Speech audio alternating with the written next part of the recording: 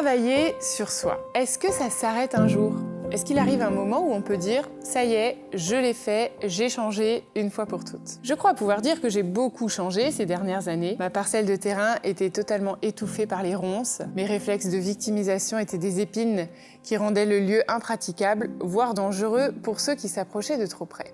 Les mauvaises herbes de la susceptibilité étaient tellement tenaces qu'il a fallu des années pour les déraciner. Je me suis équipée de toutes sortes d'outils, j'ai fait venir des tractopelles, mes thérapeutes, pour m'aider à déblayer mon jardin, que des décennies de perfectionnisme avaient rendu particulièrement rocailleux. Une souche après l'autre, une pierre après l'autre, j'ai petit à petit ramené à l'air libre une terre obstruée par la peur de ne pas être aimée.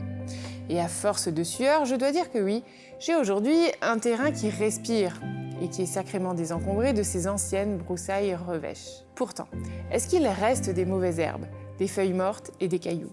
Oui. Est-ce que j'en aurai un jour fini avec le jardinage? Non, parce qu'un espace vert demande des soins quotidiens.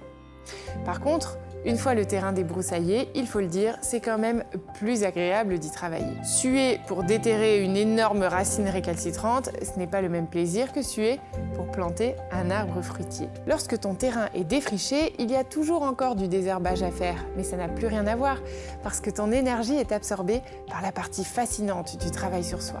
Semer, arroser, laisser les fleurs éclore, récolter les fruits et voir ton jardin prendre vie. Le plus dur, c'est le démarrage. En matière de rénovation, l'étape du papier peint est quand même vachement moins démoralisante que l'étape initiale des allers-retours incessants à la déchetterie pour faire place nette avant même le démarrage du chantier. La santé, ce n'est pas seulement l'absence de maladie, c'est quand tu débordes d'énergie. Et de la même manière, la fabulosité, ce n'est pas seulement l'absence de burn-out, c'est quand tu oses briller. Chère fabuleuse, tu ne le vois peut-être pas encore, mais laisse-moi te dire qu'au bout du tunnel t'attend une nouvelle saison où ta détermination, tu ne la consacreras non plus à ta survie, mais à tes envies, tes projets, tes rêves. Chère fabuleuse, ton histoire n'est pas terminée. Ce n'est que le début et tu n'as encore rien vu.